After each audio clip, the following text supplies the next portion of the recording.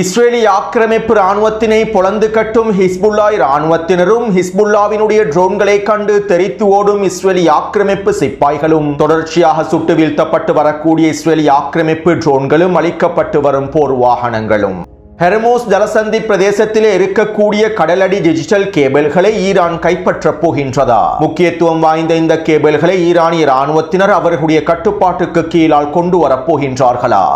பஹ்ரைனிலே இருக்கக்கூடிய ஷியா சகோதரர்களையும் மத தலைவர்களையும் கைது செய்து சிறையில் அடைக்கும் பஹ்ரைனி அரசாங்கமும் இந்த வேலை திட்டங்களுக்கான முழுமையான ஆதரவை வழங்கக்கூடிய சவுதி அரேபியாவும் ஈரானிய தலைமைகளின் அதிரடியான மிரட்டல்களும் கஸ்பியன் கடல் பிரதேசத்தினூடாக ஈரான் மேற்கொள்ளக்கூடிய அதிரடியான வர்த்தக நடவடிக்கைகளும் இவற்றை முடக்குவதற்காக திட்டமிட்டிருக்கக்கூடிய அமெரிக்காவும் இஸ்ரேலிய ஆக்கிரமிப்பும் மத்திய கிழக்கு நெருக்கடிகளையும் அமெரிக்காவின் முற்றுகையையும் தாங்கிக் கொள்ளும் சீனாவும் சிக்கிக்கொள்ளும் டொனால்ட் ட்ரம்பினுடைய நிர்வாகமும் அமெரிக்க டாலர்களும் இன்றிரவு ஈரான் பதில்களை வழங்க வேண்டும் என எதிர்பார்க்கும் டொனால்ட் ட்ரம்பும் அவருடைய மிரட்டல்களும்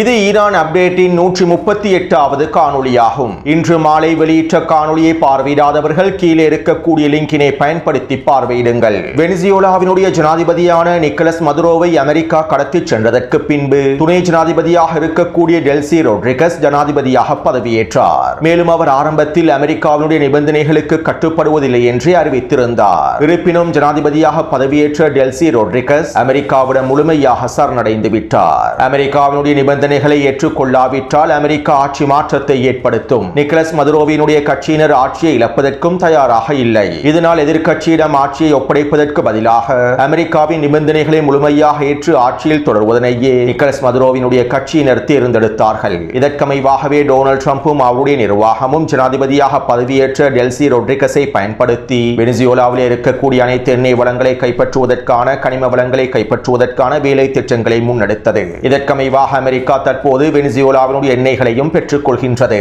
இருப்பினும் வெனிசுவேலாவினுடைய எண்ணெயில் பல சிக்கல்கள் காணப்படுகின்றன. அமெரிக்காவினால் நினைத்தபடி வெனிசுவேலாவினுடைய எண்ணெயை பயன்படுத்தவும் முடியாது. இப்படியான நிலைமையிலேயே நேற்றைய தினம் வெனிசுவேலாவில் இருக்கக்கூடிய செறிவூட்டப்பட்ட யுரேனியத்தையும் அமெரிக்கா முழுமையாக கைப்பற்றியுள்ளது. வெனிசுவேலாவின் பழைய ஆராய்ச்சி தளம் ஒன்றிலே புதைக்கப்பட்டிருந்த 14 கிலோகிராம் செறிவூட்டப்பட்ட யுரேனியத்தினை அமெரிக்கா முழுமையாக கைப்பற்றியுள்ளது. இதன் மூலமாக அமெரிக்கா தற்போது வெனிசுவேலாவினுடைய அணுசக்தி திறன்கள் அனைத்தையும் முழுமையாக முடிவுக்கு கொண்டு வந்துள்ளது. செறிவூட்டப்பட்ட யுரேனியத்தினை வழங்கியதற்கு பின்பு அணுசக்தி தொடர்பான எந்தவிதமான வேலை திட்டங்களையும் முன்னெடுக்க முடியாது. மேலும் வெனிசுவேலாவுக்கு அணு உலைகள் அமைக்கப்பட வேண்டுமாக இருந்தால் அமெரிக்காவினுடைய தலைமையில் அணு உலைகள் அமைக்கப்படும் என்றும் அமெரிக்காவினுடைய முழுமையான கட்டுப்பாட்டுக்கு கீழேயே உருவாக்கப்படும் என்றும் தெரிவிக்கப்படுகின்றது. எனவே தற்போது டொனால்ட் ட்ரம்பும் அவருடைய நிர்வாகமும் வெனிசுவேலாவை முழுமையாக அவர்களுடைய கட்டுப்பாட்டுக்குள் கொண்டு வந்து விட்டார்கள். இதே நிலைமையை தான் ஈரானுக்கும் ஏற்படுத்த வேண்டும் என்பதற்காகவே டொனால்ட் ட்ரம்ப் ஆரம்பத்திலிருந்து முயற்சி செய்கின்றார். ஆனால் ஈரான் ஒன்றும் வெனிசுவேலா அல்ல. ஈரான் என்பது வெனிசுவேலாவை போன்ற ஒரு மூன்றாம் தரப்பு நாடும் அல்ல. ஈரான் இஸ்லாமிய குடியரசை டொனால்ட் ட்ரம்ப் தவறாக கணக்கிட்டு விட்டார். இதனால் தான் தற்போது ஈரான் இஸ்லாமிய குடியரசு ஈரான் இஸ்லாமிய வல்லரசாக மாறியுள்ளது. அடுத்து கத்தாரினுடைய பிரதமர் அமெரிக்க துணை ஜனாதிபதி ஜே.டி. வான்ஸை சந்தித்து கலந்துரையாடல்களை மேற்கொண்டுள்ளார். ஜே.டி. வான்ஸினுடைய கோரிக்கைகளுக்கு அமைவாகவே கத்தாரிய பிரதமர் அவசரமாக அமெரிக்காவுக்கு விஜயம் செய்துள்ளார். ஈரானுக்கும் அமெரிக்காவுக்கும் இடையிலான பேச்சுவார்த்தைகள் தொடர்பாகவும் ஈரானினுடைய நிலைப்பாடுகள் தொடர்பாகவும் கத்தாரிய மத்தியஸ்தர்கள் மூலமாக ஈரானை சம்மதிக்க வைக்க முடியுமா என்கின்ற ஆலோசனைகளை பெற்றுக் கொள்வதற்காகவுமே கத்தாரிய பிரதமரை ஜே.டி. வான்ஸ் சந்தித்திருப்பதாக தகவல்கள் வெளியாகியுள்ளன. பாகிஸ்தான் வழியாக ஈரானோடு பேச்சுவார்த்தைகளை மேற்கொள்ளும் சந்தர்ப்பத்தில் கத்தார் வழியாக ஈரானோடு மறைமுகமான பேச்சுவார்த்தைகளை மேற்கொள்வதற்காகவே ஜே.டி. வான்ஸ் கத்தாரிய பிரதமரை சந்தித்திருப்பதாகவும் சில மத்திய கிழக்கு அரேபிய ஊடகங்கள் செய்திகளில் குறிப்பிட்டுள்ளன. இன்னும் ஒரு விதத்தில் குறிப்பிடுவதாக இருந்தால் கத்தாரை பயன்படுத்தி ஈரானை சூழ்ச்சி திட்டங்களுக்குள் சிக்க வைக்க முடியுமா என்பதனை ஆராய்வதற்காகவே இந்த சந்திப்பு நடைபெற்றுள்ளது. அத்தோடு இன்று மாலை டொனால்ட் ட்ரம்ப் ஊடகங்களிடம் இவ்வாறு தெரிவித்தார். இன்றைய தினத்திற்குள் ஈரானிடமிருந்து எங்களுக்கு பதில் கிடைக்கப் பெற வேண்டும். ஈரானினுடைய பதிலை அவசரமாக நான் எதிர்பார்க்கின்றேன். மேலும் இன்றைய தினத்திற்குள்ளே பதில் கிடைக்காவிட்டால் நான் சில முடிவுகளை அவசரமாக எடுப்பதற்கும் தீர்மானித்துள்ளேன் என டொனால்ட் ட்ரம்ப் ஊடகங்களிடம் மிரட்டல்களை வெளியிட்டுள்ளார். மேலும் இதற்கமைவாக பாகிஸ்தானிய மத்தியஸ்தர்கள் தற்போது ஈரானிய தலைமைகளுக்கு உச்சழுத்தங்களை வழங்கி வருவதாகவும் அவசரமாக அமெரிக்காவின் முன்மொழிவுக்கான பதிலை வழங்குமாறும் கோரிக்கைகளையும் முன்வைத்துள்ளார்கள். இருப்பினும் ஈரான் ஈரானிய தலைமைகள் இதற்கான எந்தவிதமான பதில்களையும் இன்னும் வழங்கவில்லை. ஒருவேளை இன்றிரவு ஈரானிய தலைமைகள் இதற்கான பதிலை வழங்கலாம், அல்லது பங்குச் சந்தைகள் ஆரம்பிக்கப்பட்டதற்கு பின்பு இதற்கான பதிலை வழங்கலாம். பெரும்பாலும் பங்குச் சந்தை ஆரம்பிக்கப்பட்டதற்கு பின்பு பதில்களை வழங்குவதற்கான வாய்ப்புகளை அதிகமாக இருக்கின்றன. அடுத்து பஹ்ரைனில் இருக்கக்கூடிய ஜியோனிஸ் அல் கலீஃபா அரசாங்கம் பஹ்ரைனிய மக்களுக்கு எதிரான கொடூரங்களை தொடர்ச்சியாக மேற்கொண்டு வருகின்றது. பஹ்ரைனில் இருக்கக்கூடிய அதிகளவான மக்கள் ஈரானுக்கு முழுமையான ஆதரவை வழங்குகின்றார்கள். பஹ்ரைனிய அரசாங்கத்திற்கு எதிரான தாக்குதல்களையும் அதிகளவான மக்கள் ஆதரவளித்திருந்தார்கள். இதைத் தொடர்ந்து பஹ்ரைனின் ஜியோனிச கலீஃபா அரசாங்கம் பஹ்ரைனிய மக்களுக்கு எதிரான தொடர்ச்சியான கைது நடவடிக்கைகளை மேற்கொண்டு வந்தது. பஹ்ரைனிய அரசாங்கத்திற்கு எதிராக பஹ்ரைனிய இளைஞர்கள் அணிதிரண்டு விடக்கூடாது என்பதற்காக நூற்றுக்கணக்கான இளைஞர்களை கைது செய்து சிறையில் அடைத்தது. மேலும் சிறைச்சாலையிலே பல இளைஞர்கள் படுகொலை செய்யப்பட்டார்கள், சித்திரவதை செய்யப்பட்டு படுகொலை செய்யப்பட்டார்கள். இப்படியான நிலைமையில் தற்போது பஹ்ரைனிலே இருக்கக்கூடிய ஷியா சகோதரர்களுடைய மிக முக்கியமான 35 மதகுருமார்களை பஹ்ரைனின் ஜியோனிஸ் அல் கலீஃபா அரசாங்கம் கைது செய்துள்ளது. இந்த மத தலைவர்கள் அனைவரும் ஈரானிய IRGC இராணுவத்தோடு தொடர்புகளை வைத்திருப்பதாகவும் இதன் விளைவாகவே நாங்கள் அவர்களை கைது செய்துள்ளோம் என்றும் ஜியோனிஸ் கலீஃபா அரசாங்கம் அறிவித்துள்ளது. அத்தோடு முகமூடி அணிந்திருக்கக்கூடிய பாதுகாப்பு படையினர் மூலமாகவே இவர்கள் கைது செய்யப்பட்டிருப்பதாக, மேலும் இவர்கள் ரகசியமான இடங்களுக்கு கொண்டு செல்லப்பட்டிருப்பதாகவும் இவர்கள் தொடர்பான எந்தவிதமான தகவல்களும் கிடைக்கப்பெறவில்லை என பஹ்ரைனிய களத்தில் இருக்கக்கூடிய ஊடகவியலாளர்கள் கருத்துக்களை வெளியிட்டுள்ளார்கள். பஹ்ரைனின் ஜியோனிச கலீஃபா அரசாங்கத்தினை மாற்றுவதற்காக பஹ்ரைனிய மக்கள் புரட்சிகளை மேற்கொள்வதற்கு தயாராகி வருகின்றார்கள். இப்படியான நிலைமையில் தான் தற்போது ஜியோனிச கலீஃபா அரசாங்கம் இந்த கைது நடவடிக்கைகளை தொடர்ச்சியாக மேற்கொண்டு வருகின்றது. மேலும் இதற்கு அடிமை சவுதி அரேபியா முழுமையான ஆதரவை வழங்கி இருப்பதாக தகவல்கள் வெளியாகியுள்ளன. அதாவது குறித்த கைது தொடர்பாக சவுதி அரேபியாவினுடைய வெளியுறவுத்துறை அமைச்சகம் வெளியிட்டிருக்கக்கூடிய அறிக்கைகளில் இவற்றை வரவேற்பதாக குறிப்பிட்டுள்ளார்கள். ஜியோனிச கலீஃபா அரசாங்கத்தை பாதுகாக்கும் நோக்கத்தோடு சவுதி அரேபிய ஜியோனிஸ் அரசாங்கம் இந்த ஆதரவை முழுமையாக வழங்கியுள்ளது. இப்படியான நிலைமையில் ஈரானினுடைய நாடாளுமன்ற தேசிய பாதுகாப்பு சபையினுடைய தலைவர் இப்ராஹிம் அசீசி அவர்கள் இவ்வாறு தெரிவித்துள்ளார். பஹ்ரைன் போன்ற குறு நாடுகளிலே இருக்கக்கூடிய அரசாங்கத்தை நாங்கள் எச்சரிக்கின்றோம். எங்களுடைய இந்த இறுதி எச்சரிக்கையை நீங்கள் தவறாக மதிப்பிட வேண்டாம். ஹெர்முஸ் ஜலசந்தி பிரதேசம் ஒரு மிக முக்கியமான உயிர் நாடியாகவே உங்களுக்கும் விளங்குகின்றது. அவற்றை நிரந்தரமாக மூடிக்கொள்ளும் அபாயத்தை நீங்கள் ஏற்படுத்திக் கொள்ள வேண்டாம். மேலும் நாங்கள் உங்களை முழுமையாக கண்காணித்து வருகின்றோம். உங்களுடைய ஒவ்வொரு தவறான முடிவுகளுக்கும் நாங்கள் உச்ச பதிலடிகளை வழங்குவோம் என ஈரானிய நாடாளுமன்றத்தின் தேசிய பாதுகாப்பு சபையினுடைய தலைவர் தெரிவித்துள்ளார். அத்தோடு ஜியோனிஸ் அல் கலீஃபா அரசாங்கத்தினுடைய நடவடிக்கைகளுக்கு எதிராக ஈரானிய இராணுவத்தினர் அடுத்த கட்ட நடவடிக்கைகளை மேற்கொள்வதற்கு தயாராகி வருவதாகவும் தெரிவிக்கப்படுகின்றது. ஐக்கிய அரபு அமீரகத்திற்கு அடுத்தபடியாக ஜியோனிஸ் பஹ்ரைனுக்கும் விருந்து உபசாரங்களை வழங்குவதற்கு ஈரானிய இராணுவத்தினர் தயாராகி வருகின்றார்கள். அடுத்து அமெரிக்காவினுடைய கடற்படை முற்றுகையானது மிகப்பெரிய தோல்வியை சந்தித்து வருவதாக அமெரிக்காவினுடைய இராணுவ ஆய்வாளர்கள் கருத்துக்களை வெளியிட்டு வருகின்றார்கள். ஈரானுக்கு எதிரான கடற்படை முற்றுகையை நீடிப்பதன் மூலமாக ஈரானிய துறைமுகங்களை முழுமையாக முற்றுகையிடுவதன் மூலமாக ஈரான் எண்ணெய் விநியோகத்தை முழுமையாக தடுத்து நிறுத்துவதன் மூலமாக சீனாவுக்கு மிகப்பெரிய இழப்புகள் ஏற்படும் என்றும் இந்த இழப்பின் விளைவாக ஹெர்முஸ் ஜலசந்தி பிரதேசத்தினை ஈரான் திறப்பதற்கு உச்சழுத்தங்களை சீனாவை ஈரானுக்கு வழங்கும் என்றும் டொனால்ட் ட்ரம்பும் அவருடைய நிர்வாகமும் தவறாக கணக்கிட்டு விட்டார்கள். உண்மையில் இந்த தவறான கணிப்பின் விளைவாக அமெரிக்காவும் அமெரிக்க டாலர்களுமே சிக்கிக் கொள்ளப் போகின்றன. மத்திய கிழக்கு போரினால் ஏற்படக்கூடிய ஏற்றத்தாழ்வுகளை தாங்கிக் கொள்ளும் வகையிலேயே சீனாவினுடைய பொருளாதாரம் கட்டமைக்கப்பட்டுள்ளது. மேலும் சீனா பல வருடங்களுக்கு முன்பே பல மாற்று வழிமுறைகளையும் பயன்படுத்தி வருகின்றது. சீனாவினுடைய விநியோக சங்கிலிகள் மற்றும் எரிசக்தி சங்கிலிகள் மிகவும் பலமானதாகவே அமைந்துள்ளன. அமெரிக்காவை போன்று சீனா மிகப்பெரிய சிக்கலுக்குள் தள்ளப்படவில்லை. மேலும் ஈரானுக்கு எதிரான கடற்படை முற்றுகையினால் ஏற்படக்கூடிய விளைவுகளை சீனா தாங்கிக் கொள்வதற்கு தயாராக இருக்கின்றது. மேலும் சீனா இவ்வாறு தாங்கிக் கொள்வதற்கான இன்னும் மிக முக்கியமான காரணம் ஒன்றும் இருக்கின்றது. இந்த கடற்படை முற்றுகையின் மூலமாக ஏற்படக்கூடிய விளைவுகளை சீனா தாங்கிக் கொள்வதனால் அமெரிக்க டாலர்களுக்கு மிகப்பெரிய இழப்புகள் ஏற்பட போகின்றன. இந்த மோதல் தொடர்வதன் மூலமாக ஹெர்முஸ் ஜலசந்தி பிரதேசத்தை ஈரான் முழுமையாக கட்டுப்படுத்துவதன் மூலமாக அமெரிக்க டாலரினுடைய மேலாதிக்கமே குறையும். இது சீனாவுக்கு நன்றாகவே தெரியும். இதனால் தான் தற்போது ஏற்படக்கூடிய சேதங்களையும் விளைவுகளையும் சீனா பொறுத்துக் கொள்கின்றது. ஈரானுக்கு எதிரான கடற்படை முற்றுகையையும் சீனா தாங்கிக் கொள்கின்றது. இதனால் சீனா ஒரு பொழுதும் ஹெர்முஸ் ஜலசந்தி பிரதேசத்தை திறப்பதற்கு ஈரானுக்கு உச்சழுத்தங்களை வழங்கப் போவதில்லை. வெளிப்படையாக சீனாவின் வெளியுறவுத்துறை அமைச்சகம் பல அறிக்கைகளை வெளியிட்டாலும் திரைமறைவுக்கு பின்னால் சீனா ஈரானுக்கு முழுமையான ஆதரவை வழங்கி ஹெர்முஸ் ஜலசந்தி பிரதேச முற்றுகையையும் பலப்படுத்த கூறுகின்றது. அதே போன்று அமெரிக்காவின் கடற்படை முற்றுகையானது ஈரானுக்கு மிகப்பெரிய சிக்கலை ஏற்படுத்துமாக இருந்தால் ஈரானியர்கள் இந்த முற்றுகையினுடைய ஆரம்பத்திலேயே அமெரிக்காவுக்கு உச்ச பதிலடிகளை வழங்கி இருப்பார்கள். பிராந்தியத்தில் இருக்கக்கூடிய அமெரிக்க தளங்களுக்கு படைகளுக்கு எதிராகவும் தாக்குதல்களை மேற்கொண்டிருப்பார்கள். ஆனால் களத்தினுடைய உண்மையான விளையாட்டை ஈரானியர்கள் புரிந்து கொண்டுள்ளார்கள். தங்களுடைய ஒரு கண்ணை இழந்தாவது எதிரினுடைய 2 கண்களையும் துண்டிக்க வேண்டும் என்கின்ற நிலைப்பாட்டிலேயே ஈரானியர்கள் தற்போது காய்களை நகர்த்துகின்றார்கள். ஈரானுக்கு எதிரான கடற்படை முற்றுகையினால் அமெரிக்காவே முழுமையாக சிக்கிக் கொள்ளப் போகின்றது என்பது ஈரானுக்கும் நன்றாகவே தெரியும். இதனால் தான் இந்த கடற்படை முற்றுகையை உடைத்தெறிவதற்காக ஈரான் உச்ச பதிலடி தாக்குதல்களை மேற்கொள்ளவில்லை. அமெரிக்காவினால் இன்னும் எத்தனை மாதங்களுக்கு தாக்குப்பிடிக்க முடியும் என்பதனை சோதித்து பார்ப்பதற்காகவும் ஈரான் தாங்கிக் கொள்கின்றது, பொறுமையாக இருக்கின்றது. மேலும் இந்த நிலைமை தொடருமாக இருந்தால் ஒரு கட்டத்தில் டொனால்ட் ட்ரம்பும் அவருடைய நிர்வாகமும் வசமாக சிக்கிக் கொள்வார்கள். இதன் மூலமாக ஏற்படக்கூடிய தோல்வி அமெரிக்காவுக்கு பேரிழப்பை ஏற்படுத்தும், டொனால்ட் ட்ரம்புக்கு மிகப்பெரிய அவமானத்தை ஏற்படுத்தும். இவ்வாறு டொனால்ட் ட்ரம்பினுடைய முகத்தில் கரியை பூசுவதற்காகவே ஈரானும் பொறுமையாக இருக்கின்றது. ஆனால் இவற்றை டொனால்ட் ட்ரம்பினுடைய நிர்வாக தலைமைகள் புரிந்து கொள்வதில்லை என அமெரிக்க ஆய்வாளர்கள் தற்போது கருத்துக்களையும் கட்டுரைகளையும் வெளியிட்டு வருகின்றார்கள்.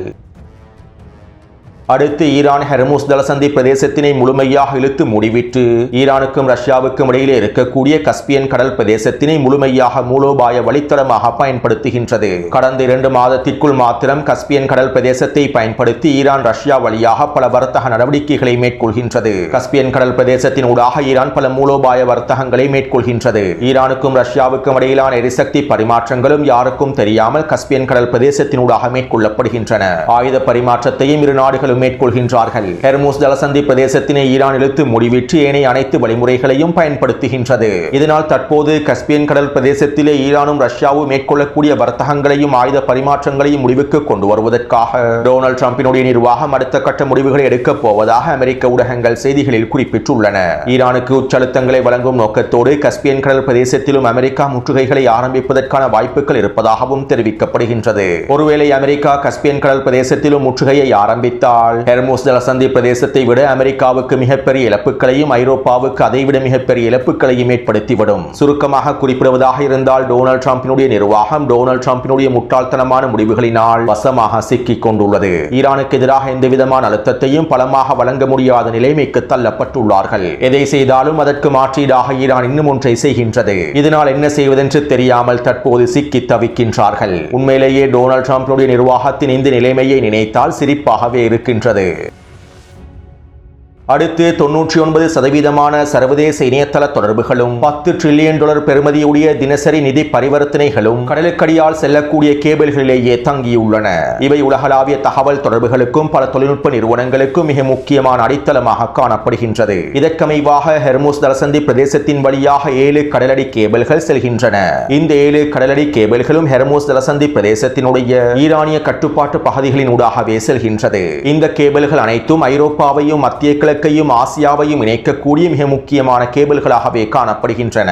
அத்தோடு இணைய தொடர்புகளுக்காக ஈரான் இந்த கேபிள்களில் 40% மாத்திரமே தங்கியுள்ளது. துருக்கியினுடைய தரை வழியாக வரக்கூடிய அதிகளவான கேபிள்களையே ஈரான் இணையதளத்திற்காக பயன்படுத்துகின்றது. ஹெர்முஸ் ஜலசந்தி பிரதேசம் வழியாக கடலுக்கடியினூடாக செல்லக்கூடிய கேபிள்களில் 40% மாத்திரமே ஈரான் பயன்படுத்துகின்றது. மேலும் அமெரிக்கா ஈரானுக்கு எதிராக ஃபைனல் ப்ளோ தாக்குதல்களை மேற்கொண்டால், ஈரானின் எரிசக்தி கட்டமைப்புகளை இலக்கு வைத்து தாக்குதல்களை மேற்கொண்டால் இந்த கடலுக்கடியில் இருக்கக்கூடிய கேபிள்களை துண்டித்து மிகப்பெரிய தாக்கத்தை ஏற்படுத்துவோம் என்றும் ஈரான் கடந்த மாதமே எச்சரிக்கைகளை வெளியிட்டிருந்தது. இவை தொடர்பாக நான் கடந்த மாதமே காணொளிகளில் குறிப்பிட்டிருந்தேன். இப்படியான நிலைமையில் தற்போது ஈரான் அதிரடியான சில முடிவுகளை எடுத்துள்ளது. ஹெர்முஸ் ஜலசந்தி பிரதேசத்தின் ஈரானிய கட்டுப்பாட்டு பகுதியினூடாக செல்லக்கூடிய இந்த கேபிள்களை துண்டிப்பதனை விட இந்த கேபிள்கள் முழுவதையும் ஈரானினுடைய கட்டுப்பாட்டுக்கு கீழால் கொண்டு வருவது மிகப்பெரிய தாக்கத்தை ஏற்படுத்தும். ஒரே கல்லில் 2 மாங்காய் என்பது போன்று கடலுக்கு மேலால் செல்லக்கூடிய கப்பல்களையும் ஈரான் முழுமையாக கட்டுப்படுத்தும். கடலுக்கு கீழால் செல்லக்கூடிய கேபிள்களையும் ஈரான் முழுமையாக கட்டுப்படுத்தும். 2 நாட்களுக்கு முன்பு ஹெர்முஸ் ஜலசந்தி பிரதேசத்தின் வழியாக கப்பல்கள் பயணிப்பதற்கான அனுமதியை பெறுவதற்கான நிபந்தனைகளை ஈரான் வெளியிட்டிருந்தது. எவ்வாறான கப்பல்கள் ஹெர்முஸ் ஜலசந்தி பிரதேசத்தினை கடக்க முடியும், எவ்வாறான நிபந்தனைகளை முழுமையாக ஏற்றுக்கொள்ள வேண்டும் என்பது தொடர்பான அறிவிப்புகளை வெளியிட்டிருந்தது. இவை தொடர்பாக முன்னே காணொலியில் தெளிவாக குறிப்பிட்டுள்ளேன். இப்படியான நிலைமையிலேயே தற்போது ஈரான் ஹெர்முஸ் ஜலசந்தியினுடைய கடலுக்கடியினூடாக செல்லக்கூடிய அனைத்து கேபிள்களையும் முழுமையாக அவர்களுடைய கட்டுப்பாட்டுக்குள் கொண்டு வரப்போகின்றது. மத்திய கிழக்கில் இருக்கக்கூடிய அடிமை அரபு நாடுகள் இந்த கேபிள்களை தான் 90% அளவில் நம்பி இருக்கின்றன. மேலும் ஈரானுக்கு எதிரான தாக்குதல்களில் முக்கியமான பங்கை வகிக்கக்கூடிய அடிமை அரபு நாடுகளில் இருக்கக்கூடிய பல தொழில்நுட்ப நிறுவனங்களும் இந்த கேபிள்களை நம்பித்தான் இருக்கின்றன.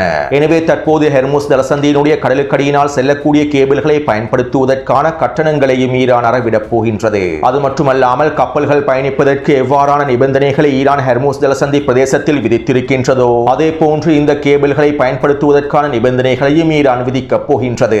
ஒன்று, குறித்த கேபிள்கள் மூலமாக நீங்கள் பயனை பெற வேண்டுமாக இருந்தால் அதற்கான கட்டணங்களை செலுத்த வேண்டும். இரண்டாவது, இந்த கேபிள்களை ஈரானுக்கு எதிராக பயன்படுத்தாமல் இருப்பதற்கான அனைத்து நிபந்தனைகளையும் நீங்கள் ஏற்றுக்கொள்ள வேண்டும். அவ்வாறு ஏற்றுக்கொள்ளாவிட்டால் உங்களுடைய நாட்டுக்கான கேபிள்களை ஈரான் முழுமையாக துண்டித்துவிடும். சுருக்கமாக குறிப்பிடுவதாக இருந்தால் அடிமை அரபு நாடுகளுடைய ஒட்டுமொத்த எதிர்கால வளர்ச்சியும் தொழில்நுட்பமும் தற்போது ஈரானினுடைய கையிலேயே காணப்படுகின்றது. அடிமை அரபு நாடுகள் அமெரிக்க தளங்களை முழுமையாக வெளியேற்றி அமெரிக்காவையும் ஜியோனிஸ் ஆக்கிரமிப்பையும் முழுமையாக வெளியேற்றி சரியான விதத்தில் அனைத்து நிபந்தனைகளையும் ஏற்று செயற்படுமாக இருந்தால் அவர்களுக்கான கேபிள் வசதிகளை ஈரான் இலவசமாகவே வழங்கும். இவ்வாறானதொரு நிலைமையை ஏற்படுத்தும் நோக்கத்தோடே தற்போது ஈரானிய தலைமைகள் காய் நகர்த்தல்களை மேற்கொண்டு வருகின்றார்கள். இன்னும் 1-2 வாரங்களுக்குள் ஈரானிய பாராளுமன்றத்தில் ஹெர்முஸ் ஜலசந்தி கடல் பிரதேசத்தினூடாக செல்லக்கூடிய அனைத்து கேபிள்களையும் முழுமையாக கட்டுப்படுத்துவது தொடர்பான புதிய வரைவு தீர்மானத்தினை முன்வைக்கப் போவதாக தகவல்கள் வெளியாகியுள்ளன.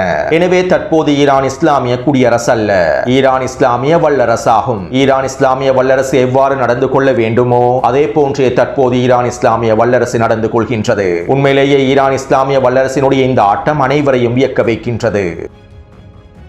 அடுத்து தெற்கு லெபனான் பிரதேசத்திலே ஹிஸ்புல்லா இராணுவத்தினர் இஸ்ரேலிய ஆக்கிரமிப்புக்கு எதிராக வீரியமான தாக்குதல்களை மேற்கொண்டு வருகின்றார்கள். மேலும் ஹிஸ்புல்லா இராணுவத்தினர் இந்த தாக்குதல்கள் தொடர்பான காணொலிகளை வெளியிட்டு வருகின்றார்கள். இவற்றை டெலிகிராம் சேனலில் பதிவிட்டுள்ளேன். மேலும் இந்த காணொலிகளின் மூலமாக இஸ்ரேலிய ஆக்கிரமிப்பு சிப்பாய்கள் எவ்வாறு தெரித்து ஓடுகின்றார்கள், ஹிஸ்புல்லாவினுடைய ட்ரோன்கள் எவ்வாறான தாக்கத்தினை ஏற்படுத்துகின்றது, ஹிஸ்புல்லாவினுடைய ட்ரோன் தாக்குதல்களினால் எவ்வாறு இஸ்ரேலிய ஆக்கிரமிப்பு இராணுவத்திற்கு இழப்புகள் ஏற்படுத்தப்படுகின்றது என்பதனை உங்களுக்கு தெளிவாக புரிந்து கொள்ள முடியும். தெற்கு லெபனான் பிரதேச ஒளிந்து கொள்ள முடியாத நிலைமைக்கு இஸ்ரேலிய ஆக்கிரமிப்பு இராணுவ சிப்பாய்களும் அதிகாரிகளும் தள்ளப்பட்டு விட்டார்கள். ஹிஸ்புல்லா இராணுவத்தினர் ஃபைபர் ஆப்டிக் ட்ரோன்களை பயன்படுத்தி இஸ்ரேலிய ஆக்கிரமிப்பு சிப்பாய்களையும் அதிகாரிகளையும் தேடி அழிக்கின்றார்கள். மெர்காவா போர்த்தாங்கி வாகனத்தை விட்டு இஸ்ரேலிய ஆக்கிரமிப்பு அதிகாரிகள் தெரித்து ஓடுகின்றார்கள். கட்டிடங்கள் மற்றும் புல்டோசர் வண்டிகளுக்குள் இருந்தும் இஸ்ரேலிய ஆக்கிரமிப்பு சிப்பாய்கள் தெரித்து ஓடுகின்றார்கள். இதற்கமைவாக கடந்த 24 மணித்தியாலங்களுக்குள் ஹிஸ்புல்லா இராணுவத்தினர் 30க்கும் அதிகமான தாக்குதல்களை மேற்கொண்டுள்ளார்கள்.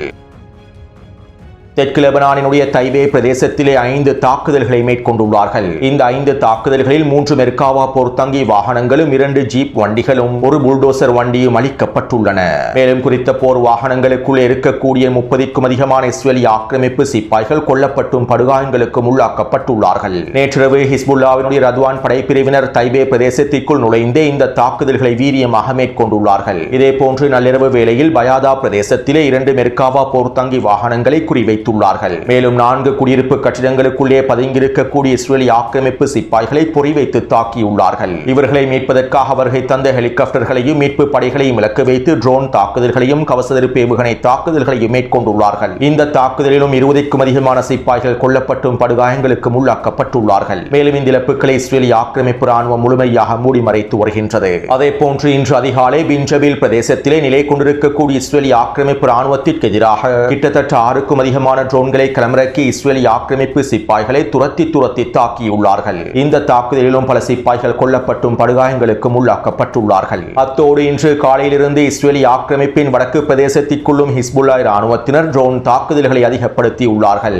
இஸ்ரேலிய ஆக்கிரமிப்பின் வடக்கு பகுதியிலே நிலை கொண்டிருக்கக்கூடிய இஸ்ரேலிய ஆக்கிரமிப்பு ராணுவத்தை இலக்கு வைத்தும் அதனுடைய போர் வாகனங்களை இலக்கு வைத்தும் டசன் கணக்கான ட்ரோன் தாக்குதல்களை மேற்கொண்டுள்ளார்கள். இஸ்ரேலிய ஆக்கிரமிப்பு ராணுவம் ஹிஸ்புல்லா இராணுவத்தின் இந்த தாக்குதல்களை எதிர்பார்க்கவில்லை. அதாவது ஃபைபர் ஆப்டிக் ட்ரோன்களை அதிக தூரத்திற்கு கொண்டு செல்ல முடியாது. குறைந்தது 10 கிலோமீட்டருக்குள்ளேயே தாக்குதல்களை மேற்கொள்ள முடியும். ஆனால் ஹிஸ்புல்லா இராணுவத்தினர் 25 கிலோமீட்டரையும் தாண்டி ஃபைபர் ஆப்டிக் ட்ரோன் மூலமாக தாக்குதல்களை மேற்கொண்டுள்ளார்கள். இது இஸ்ரேலிய ஆக்கிரமிப்பு ராணுவத்திற்கு மிகப்பெரிய ஆச்சரியத்தை ஏற்படுத்தி இருப்பதாக இஸ்ரேலிய ஊடகங்களும் குறிப்பிட்டுள்ளன. இதற்கமைவாக கிரியட் ஷமோனா, மெட்டியூலா மற்றும் கலிலியினுடைய வடக்கு பகுதியிலேயே இந்த ட்ரோன் தாக்குதல்கள் மேற்கொள்ளப்பட்டிருப்பதாக தெரிவிக்கப்படுகின்றது. அதே போன்று ஹைஃபா மற்றும் கலிலி பிரதேசத்தில் இருக்கக்கூடிய இஸ்ரேலிய ஆக்கிரமிப்பு ராணுவ கட்டளை தளங்களை இலக்கு வைத்து ஏவுகணை தாக்குதல்களை மேற்கொண்டுள்ளார்கள். இந்த தாக்குதலிலே ஹைஃபாவில் 2 வெடிப்புகள் பதிவாகியுள்ளன. மேலும் தெற்கு லெபனான் பிரதேசத்திலே களமிறக்கப்பட்டிருந்த இஸ்ரேலி ஆக்கிரமிப்பின் 2 ஹெர்மஸ் ட்ரோன்களை சுட்டு வீழ்த்தியுள்ளார்கள். மேலும் இஸ்ரேலி ஆக்கிரமிப்பு ராணுவத்தினால் தெற்கு லெபனான் பிரதேசத்திற்குள்ளே ட்ரோன்களை முழுமையாக களமிறக்க முடியாத நிலைமையும் ஏற்பட்டுள்ளது. ஹிஸ்புல்லா ராணுவத்தினர் இலகுவாக இந்த ட்ரோன்களை முழுமையாக சுட்டு வீழ்த்தி வருகின்றார்கள். அத்தோடு இன்று மாலையும் இஸ்ரேலி ஆக்கிரமிப்பின் வடக்கு பிரதேசத்தை இலக்கு வைத்து ட்ரோன் தாக்குதல்களையும் ஏவுகணை தாக்குதல்களையும் மேற்கொண்டுள்ளார்கள். எனவே சுருக்கமாக குறிப்பிடுவதாக இருந்தால் ஹிஸ்புல்லா ராணுவத்தினர் இஸ்ரேலி ஆக்கிரமிப்பு ராணுவத்தினை புலந்து கட்டி வருகின்றார்கள். நாளுக்கு நாள் ஹிஸ்புல்லாவினுடைய தாக்குதல்கள் அதிகரித்துக் கொண்டே செல்கின்றன. இஸ்ரேலி ஆக்கிரமிப்பு ராணுவத்திற்கு மிகப்பெரிய இழப்புகள் ஏற்படுத்தப்பட்டு வருகின்றன. இதனால் இஸ்ரேலி ஆக்கிரமிப்பு ராணுவம் என்ன செய்வதென்று தெரியாமல் தெற்கு லெபனான் பிரதேசத்திலே சிக்கி தவிக்கின்றது. மேலும் ஹிஸ்புல்லாவினுடைய இந்த தாக்குதலினால் ஏற்பட்டிருக்கக்கூடிய விளைவுகளினால் ஏற்பட்டிருக்கக்கூடிய இழப்புகளினால் இஸ்ரேலி ஆக்கிரமிப்பு பாதுகாப்பு அமைச்சருக்கும் இஸ்ரேலி ஆக்கிரமிப்பு ராணுவ தலைமை அதிகாரிக்கும் இடையில் முருகல் நிலைகள் உச்சக்கட்டத்தை அடைந்திருப்பதாகவும் தகவல்கள் வெளியாகியுள்ளன. எனவே இந்த காணொலி தொடர்பான கருத்துக்களை பதிவிடுங்கள். தொடர்ந்து என்னுடன் இணைந்திருங்கள். நன்றி, வணக்கம்.